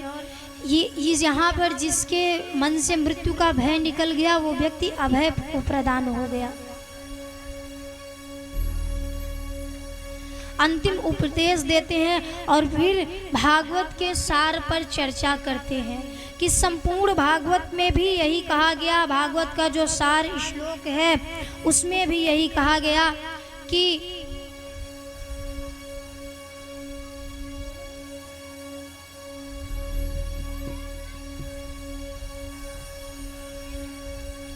नाम की महिमा ही भगवान की बताई गई है अंतिम श्लोक के माध्यम से। संपूर्ण भागवत के सार में देखेंगे, जो लास्ट में श्लोक आता है उसमें कहा गया है, उसका पाठ करके फिर ध्यान दीजिएगा कि है क्या, क्यों ऐसा कहा गया। नाम संकीर्तनम यस्य, नाम संकीर्तनम यस्य सर्व पाप प्रणाशनम प्रणामो दुख शमनम तं नमामि हरिं परम। ऐसा भागवत जी में वर्णन है कि जो इस श्लोक का पाठ करता है उसे संपूर्ण भागवत जी के श्लोक का पाठ करने का फल मिलता है। हम सभी के साथ आप सभी भी इस श्लोक को दोहराएं। नाम संकीर्तनम यस्य, नाम संकीर्तनम यस्य सर्व पाप प्रणाशनम सर्व पाप प्रणाशनम प्रणामो दुख शमनः प्रणामो दुख शमनः तं नमामि हरिं परम। तं नमामि हरिं परम। नाम संकीर्तनम यस्य, नाम संकीर्तनम यस्य सर्व पाप प्रणाशनम सर्व पाप प्रणाशनम प्रणामो दुख शमनः प्रणमो दुख शमनः तं नमामि हरिं परम। तं नमामि हरिं परम। तं नमामि हरिं परम। तं नमामि हरिं परम। कृष्णाय वासुदेवाय हरये परमात्मने प्रणतः क्लेशनाशाय गोविन्दाय नमो नमः। बोले भागवत महापुराण की जय हो। इस श्लोक के माध्यम से बताया गया कि नाम संकीर्तनम यस्य सर्व पाप प्रणाशनम, कि भगवान के नाम का ही कीर्तन करो, समस्त पापों का नाश हो जाएगा। भगवान श्री कृष्ण के पैर में जब पहलिया ने तीर लगाया तो भगवान के पैर से एक प्रकाश पुंज निकला और सीधा जाकर के स्वर्ग में नहीं गया, वैकुंठ में नहीं गया, भागवत रूपी ग्रंथ में आकर के समाहित हो गया। ये वही श्रीमद् भागवत ग्रंथ है जो आपके सामने गाई जा रही है, आपके सामने 7 दिन तक बहाई गई। और लास्ट में ये उपदेश दिया गया कि इसी के माध्यम से आपका उद्धार हो गया। ये नहीं कहा गया कि 18,000 श्लोक थे, इसमें ये नहीं कहा गया कि रोज श्लोकों का गायन करोगे, पाठ करोगे, इसके हवन करोगे तब उद्धार हो गया। लास्ट में एक श्लोक बताया गया कि नाम संकीर्तनम यस्य सर्व पाप प्रणाशनम। भगवान का नाम संकीर्तन का ही, नाम का ही संकीर्तन करने से समस्त पापों का नाश हो जाता है। कोई मंत्र, कोई वेद, कोई पुराण करने की आपकी आवश्यकता नहीं। हरे राम राम राम हरे हरे, हरे कृष्ण कृष्ण कृष्ण हरे हरे। किसी के घर में कितनी भी बड़ी कलह रहे, बाधा रहे, कुछ भी रहे, सबके ऊपर कृपा होती है। हर रोज किया करिए, 24 घंटे में से निकालिए। ऐसा नहीं कि आपके यहाँ आज भागवत हो गई तो कल से आप लोग, पहले तो कल जो थके होंगे खूब सोएंगे जिनके घर में कार्यक्रम है, फिर दूसरे दिन से पुनः वही रूटीन वापस, इसलिए भागवत नहीं हुई। अगर आपके घर में भागवत हुई है तो जितने लोग यहाँ बैठे हैं लगना चाहिए कि हाँ भागवत हुई है, परिवर्तन होना चाहिए, बदलाव होना चाहिए। किसी व्यक्ति को एक दिन कहो कि भैया भक्ति करो, नहीं मानेगा। 7 दिन लगातार बोला जाए तो हो सकता है कुछ असर पड़े, और 3-3 घंटे बोला जाए तो कुछ तो पढ़ना चाहिए, लगे। अगर पढ़े तो उसको मानिए, भगवान की भक्ति करिए, संकीर्तन का जप करते रहिए। जिनके पास गुरु मंत्र है, गुरु मंत्र का जप करिए, जिनके पास नहीं, भगवान का संकीर्तन करिए, भक्ति करिए। आइए श्री राधा रानी के कृपा को, उनके चरणों का आश्रय लेते हुए भगवान, आज श्री सुखदेव जी महाराज की विदाई है। राजा परीक्षित तो भगवान को पहले होली खिला के तब विदा करेंगे, लेकिन उससे पहले जो अधिष्ठात्री हैं भगवान श्री कृष्ण की देवी राधा रानी के कृपा को भजते हुए, उनकी कृपा को गाते हुए भागवत जी को विश्राम देते हैं।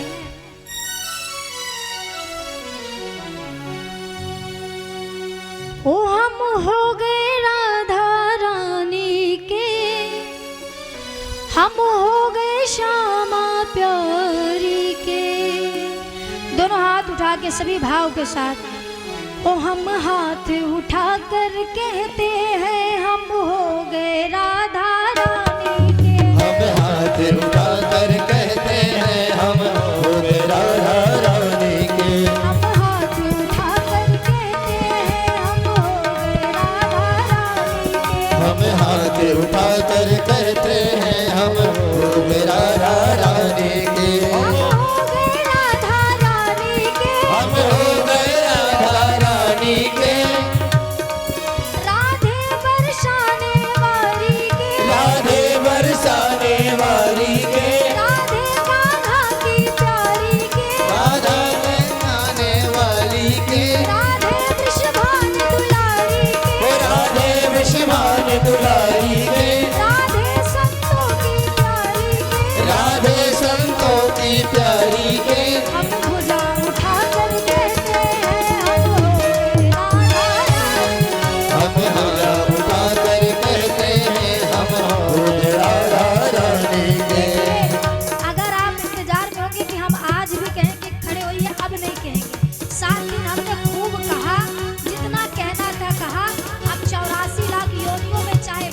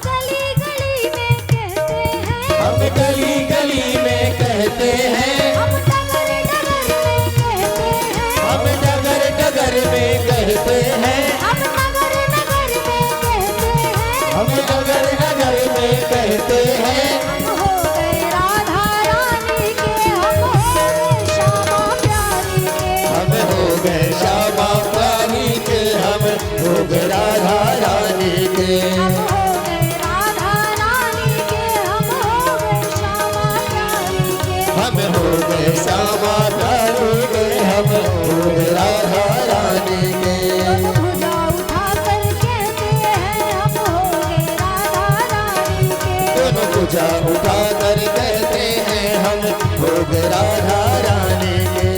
देखिए आज 7वां दिन हो गया, पीछे वाले ज्यों के ज्यों पहले दिन बैठे रहते थे दादाजी लोग, वो 7वें दिन भी बैठे हैं। आप लोग राधा रानी के नहीं हुए हैं, नहीं होना है, हाथ नहीं उठाना है, भाव के साथ दोनों हाथ उठा के ताली सेवा करते हुए।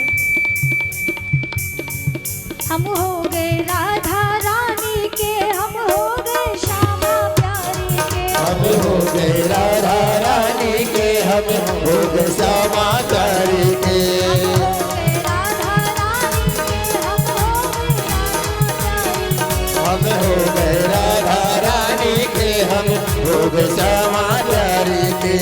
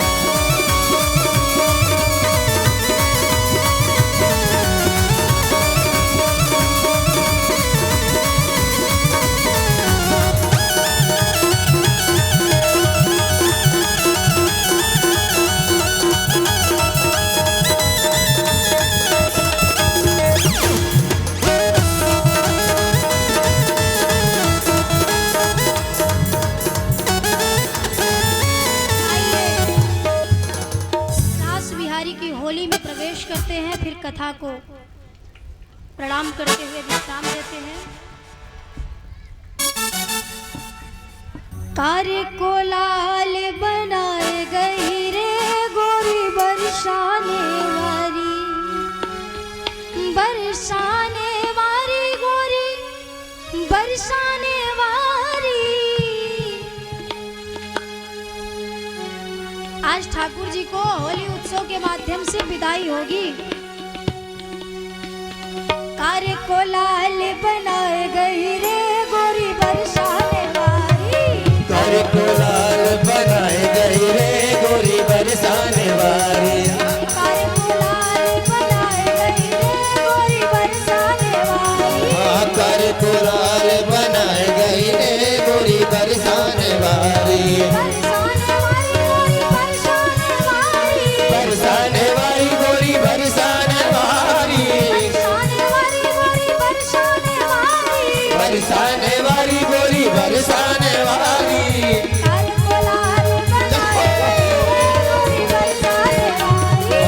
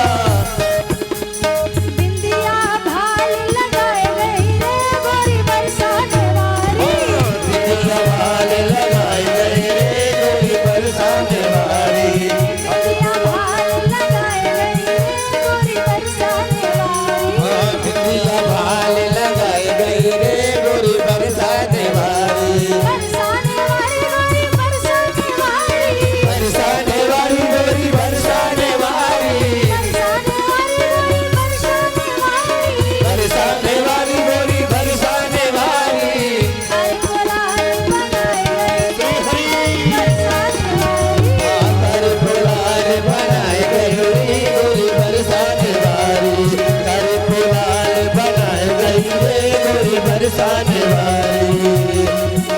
रंग डार गयो बनवारी पे रंग डार गयो। रंग डार गयो बनवारी पे रंग डार गयो।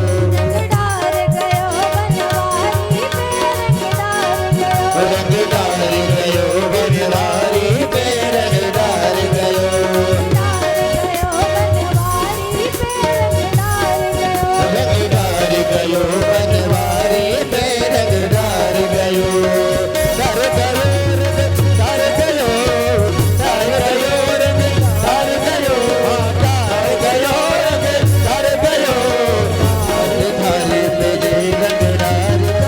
रंग डार गयो डार गयो बनवारी पे रंग डार गयो।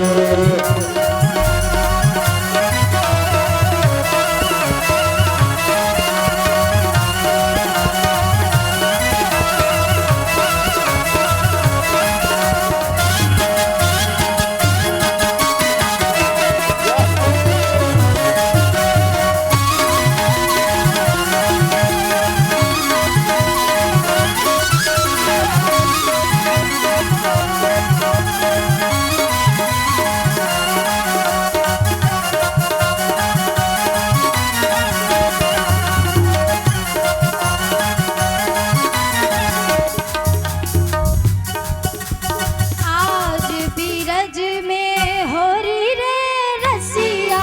आज बीरज में होरी रे रसिया। आज बीरज में होरी रे रसिया। आज बीरज में होरी रे रसिया। होरी रे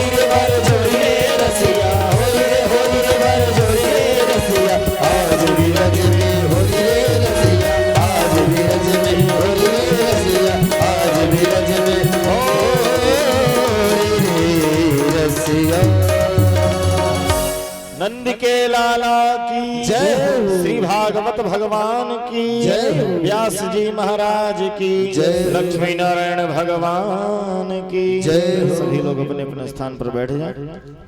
बोलिए होरी के रसिया की जय हो।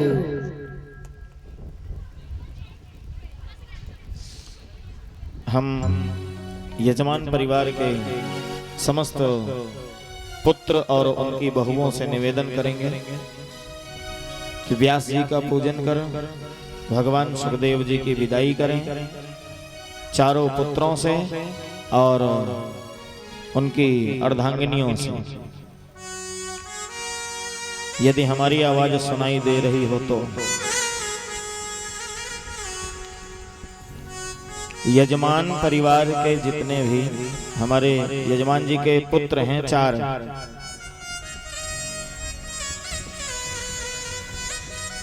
भैया संजय जी, विजय, अजय और श्याम जी। संजय, विजय, अजय और श्याम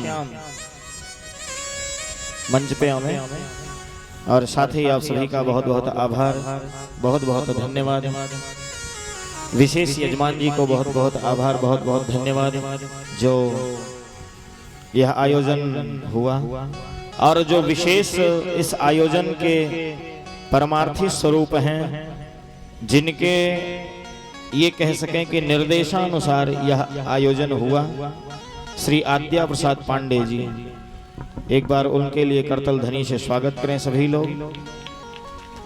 यह जो आयोजन हुआ यजमान जी की व्यवस्था के अनुसार, जो उनका निवेदन था वह विशेष निवेदन कि गुरुजी कार्यक्रम होना चाहिए चाहे जैसे, वह श्री आद्या प्रसाद पांडे जी का है।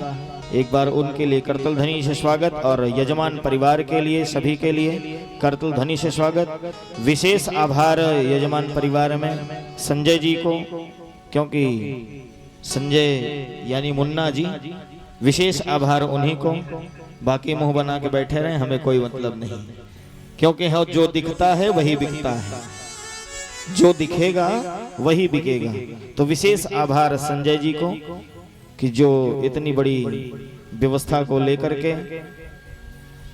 और साथ में ही आप 3 भाइयों को भी, अजय जी और विजय जी और साथ में श्याम जी और उनके जितने आए हुए दिल्ली से पुत्र लोग हैं।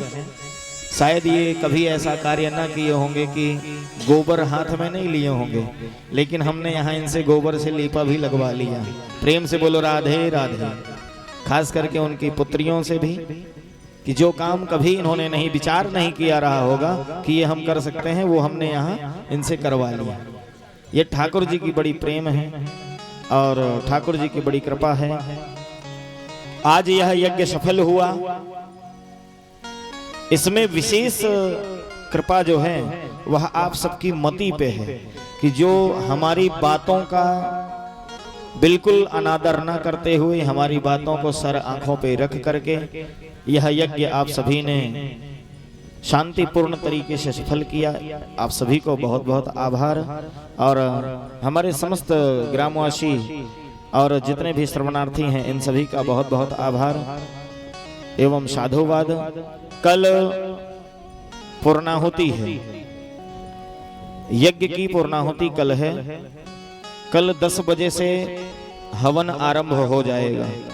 जिन भक्तों को कल हवन में शामिल होना है, यदि उनके पास व्यवस्था है तो हवन सामग्री अपनी ही रखनी चाहिए, तो ज्यादा फल मिलता है। यदि नहीं तो हमारे संजय भैया जी व्यवस्था अच्छी किए हैं, हवन सामग्री की व्यवस्था ढंग से हुई है।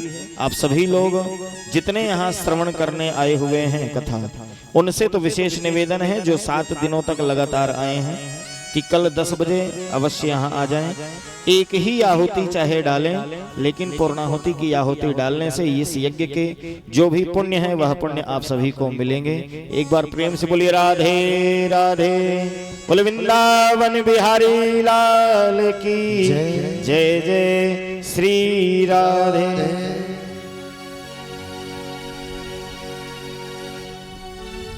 एक जो विशेष आभार हमें व्यक्त करना है वह हमारी टीम के लिए है, क्योंकि हमारी टीम की स्थिति जो है वह बड़ी धनाढ्य स्थिति है। शायद हम इनको भी, अगर हमें स्वयं कार्यक्रम कराना हो तो हम इनको एक बार विचार करते हैं कि इनको बुलवाएं कि ना बुलवाएं, क्योंकि ये बड़े महंगे टाइप में है। लेकिन इसके बावजूद भी एक ही बात में, जो बिना दक्षिणा की कोई परवाह न करते हुए हमारे संगीतकार जो विशेष रूप से हमारे हृदय से जुड़े हुए हैं, हमारे पंकज भैया, हरिदास भैया और रोहित जी, ये हमारे मोहित जी के छोटे भाई रोहित जी हैं। और बड़ा भाई हो या छोटा, साथ में जो रहता है वो हृदय से प्रेमी कहलाता है। और पंकज जी तो जब से हम कथा कर रहे हैं, जब से किशोरी जी कथा कर रही हैं, पंकज जी तब से हम लोगों के साथ में हैं। एक बार इनके लिए करतल ध्वनि से स्वागत करें और ऐसे ही कामना करिए कि आगे भी साथ रहें। हम समकक्षी हैं, हाँ इनसे बड़े जरूर हैं, लेकिन ये है कि ये जब से हम लोग इस कथा की अवस्था में आए हैं तब से हम इनकी संगति में हैं, ये हमारी संगति में हैं। और हरिदास भैया का भी ऐसा ही व्यवस्था है। इस बार हमारे एक नए मेंबर जुड़े हैं जो कि मिठाई लाल जी के यहाँ कथा से जुड़े, ये हमारे कैमरा वाले भैया प्रिंस जी। एक बार इनके लिए भी करतल ध्वनि से स्वागत करें। हम अपना सिस्टम घर पे रख दिए, लेकिन इनकी भावना यह थी कि गुरुजी हमें आना है चाहे जैसे आना है।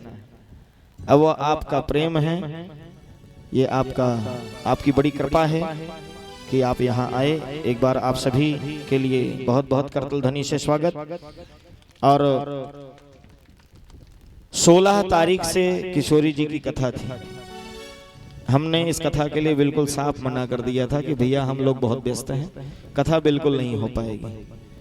तो कुछ तो इसमें 2 नाम राशियों का एक साथ सहयोग मिला था। एक तो हमारे दादाजी श्री पंडित श्री आद्या प्रसाद त्रिपाठी जी और दूसरे श्री आद्या प्रसाद पांडे जी। इन दोनों का जो विशेष सहयोग मिला कि नहीं कथा करनी है चाहे जैसे करनी है, तो हमने कहा भैया होगी कथा चाहे जैसे होगी। फिर संजय जी भी कहने लगे कि कथा गुरुजी होनी चाहिए, तो बड़ी कृपा है संजय भैया की भी, इतना व्यवस्था करना इतनी सारी चीज की, क्योंकि ये व्यवस्थाएं जो आपको दिख रही हैं ये लगभग 10 दिनों के अंदर की व्यवस्था है।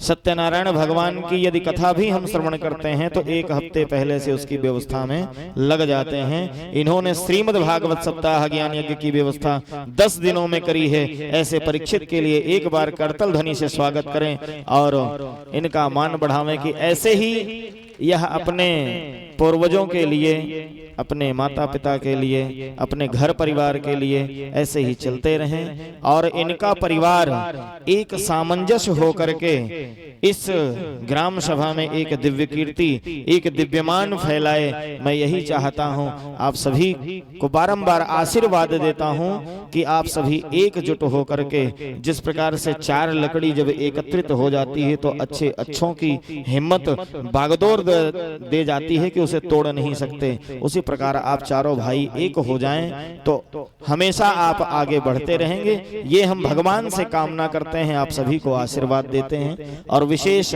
आभार जो है कथावाचिका किशोरी मनुप्रिया जी का हम सभी करेंगे कि उन्होंने हमारी स्थिति को देखते हुए, चूंकि डॉक्टर ने हमें मना कर दिया कि आपको बैठना नहीं है, हम देखिए बीच बीच में उठते रहते हैं, यहाँ वहाँ डोलते रहते हैं। उसका कारण यह है कि सर्वाइकल प्रॉब्लम और साथ में ही माइग्रेन, दोनों की समस्या साथ हो जाने की वजह से हम बैठ नहीं सकते। हमने इनसे निवेदन किया, इन्होंने बताया कि 16 से कथा है।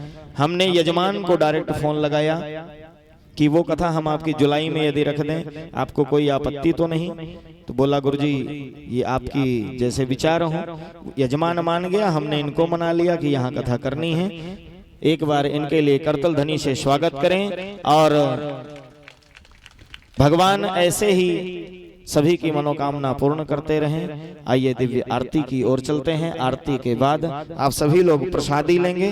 प्रसादी के बाद विशेष ध्यान देंगे, कल यज्ञ में सभी लोग शामिल होंगे और अभी व्यास जी की विदाई होगी, तो विदाई के निमित्त सभी व्यास जी से मिल सकते हैं, लेकिन वहीं नीचे से ही प्रणाम करके व्यास जी को आप सभी अपने अपने स्थान को गंतव्य कर सकते हैं। प्रेम से बोलिए राधा रानी सरकार की जय। ओम ज्वाला मालिन्यै नमः, ओम रत्न प्रियायै नमः, ओम चंद्रमा मनसोर्जास्तचक्षोः सौर्यो अजायत श्रोत्राद् वायुश्च प्राणश्च मुखादग्निरजायत।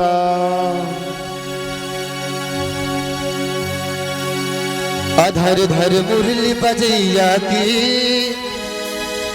आरती कृष्ण कन्हैया की। अधर धर मुरली बजैया की आरती कृष्ण कन्हैया की।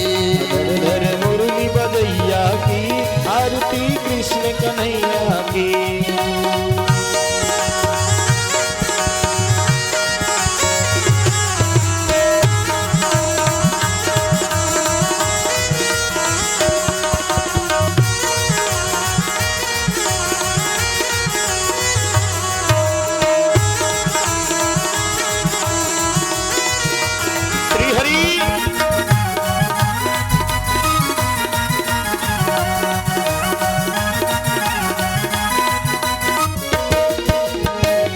कृष्ण तुम मथुरा जन्म लियो, कृष्ण तुम मथुरा जन्म लियो, नंद घर मंगलाचार कियो, नंद घर मंगलाचार कियो, नंद घर मंगलाचार कियो, नंद घर मंगलाचार कियो। यशोदा यशोदा यशोदा गोद खिलैया की आरती कृष्ण कन्हैया की। अधर धर देवकी मैया की आरती कृष्ण कन्हैया की। अधर धर मुरली बजैया की आरती कृष्ण कन्हैया की। अधर धर मुरली बजैया की आरती कृष्ण कन्हैया की।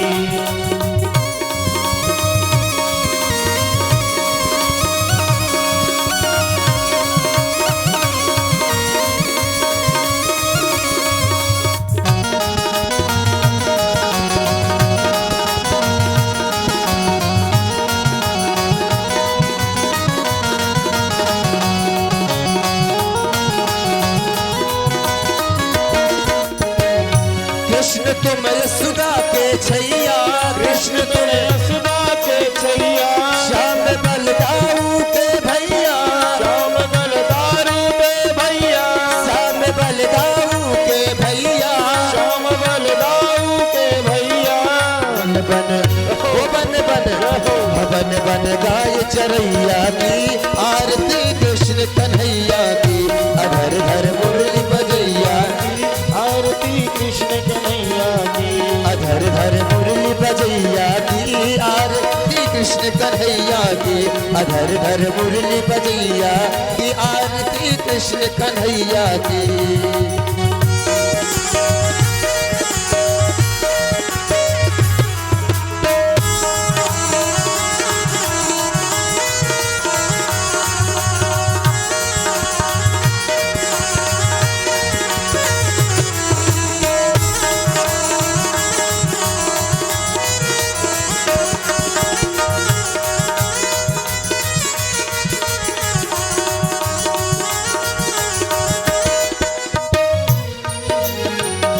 कृष्ण तुम कंसासुर मार्यो, कृष्ण तुम कंसासुर मार्यो, श्याम तुम भूमि भार तारो, तुम भूमि भार तारो।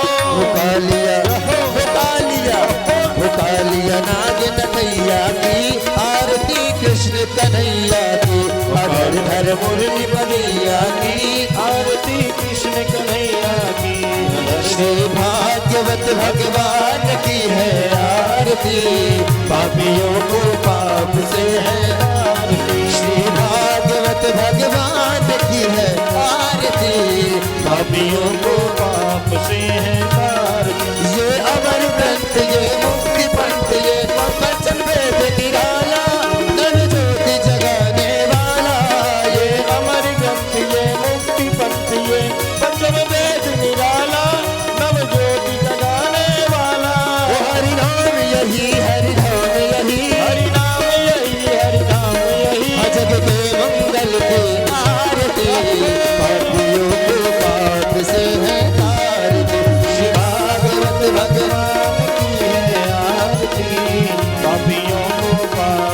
है तारती। ये शांति गीत पावन पुनीत पापों को मिटाने वाला, हर दर्श कराने वाला। ये शांति गीत पावन पुनीत पापों को मिटाने वाला, हरि दर्श कराने वाला। ये सुख करनी ये दुख हरनी, ये सुख करनी ये दुख हरनी, ये सुख करनी ये दुख हरनी, ये सुख करनी ये दुख हरनी। श्री मधुसूदन की आरती, पापियों को पाप से है तारती। श्री भागवत भगवान की है आरती, पापियों को पाप से है तारती।